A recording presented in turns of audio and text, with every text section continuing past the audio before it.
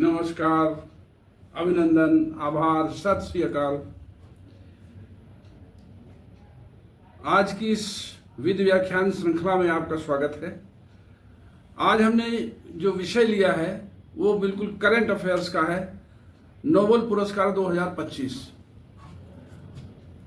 और ये शांति के लिए इस वर्ष बहुत ही चर्चा में रहा कि शांति के लिए पुरस्कार किसको दिया जाए, इसलिए इसको हमने लिया है।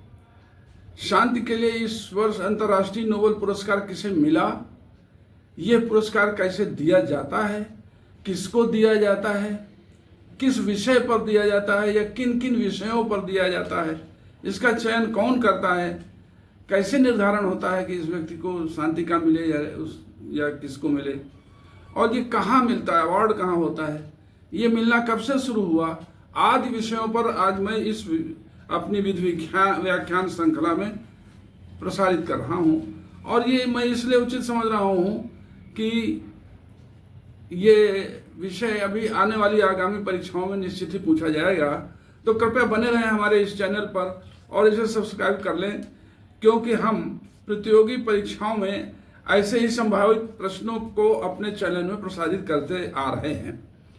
आपको ध्यान होगा 28 जुलाई 2025 को हमने भारत के उपराष्ट्रपति के चयन पर वीडियो प्रसारित किया था, जिसके बारे में उत्तर प्रदेश प्री पीसीएस परीक्षा 2025 को सामान्य ज्ञान प्रथम प्रश्न पत्र में एक प्रश्न पूछा गया। वो मेरे वीडियो से ही बिल्कुल हूबहू उसका उत्तर उसमें लिखा हुआ है। हमने कहा था कि आगामी परीक्षाओं में इस विषय पर 2 प्रश्न जरूर आएंगे, तो 2 में से 1 आया। ये मेरा अनुमान सही निकला। और अब हम ये कह रहे हैं कि आगामी परीक्षाओं में नोबेल प्राइज पर निश्चित ही प्रश्न आएगा, चाहे एक ही आवे, क्योंकि इसमें अमेरिका के राष्ट्रपति अपना दावा ठोक रहे थे, लेकिन उन्हें नहीं मिला। और उनके समर्थन में पाकिस्तान से लोग गए थे और वहां आवाज गुहार लगाई थी कि साहब नोबेल पुरस्कार इनको दिया जाए।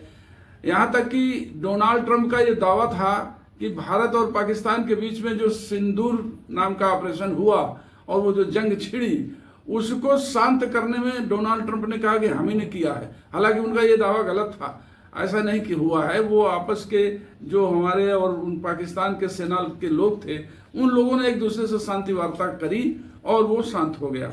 खासतौर से उससे पहल पाकिस्तान की ओर से की गई थी, उसमें डोनाल्ड ट्रंप का कोई कारण ही नहीं है।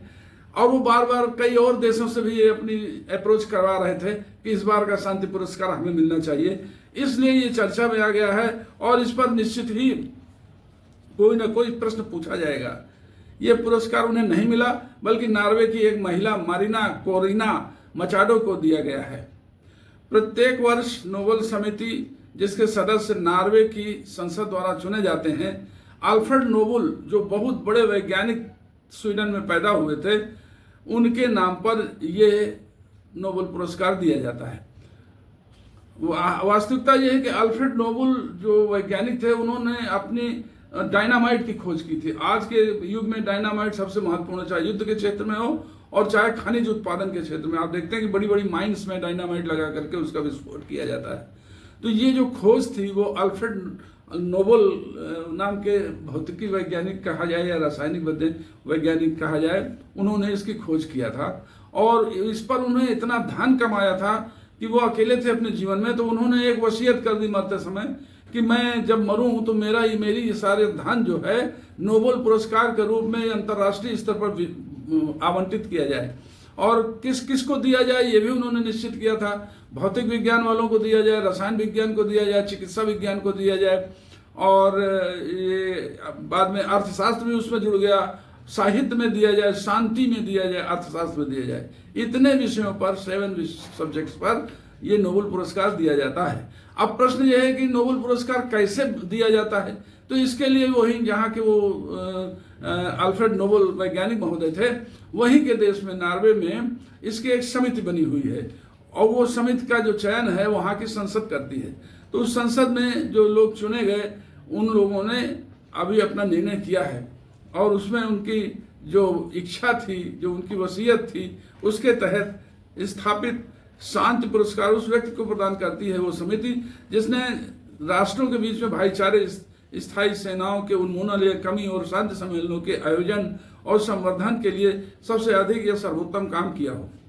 इस वर्ष के पुरस्कार 31 जनवरी को ही तय हो गए थे, किंतु गोपनीय रखे गए थे और वो 10 अक्टूबर 2025 को 11 बजे स्वीडन में नोबेल संस्थान स्टॉकहोम में वो पुरस्कार उक्त महिला को दे दिया गया, जिनका नाम है मारिना कोरिना मचाडो।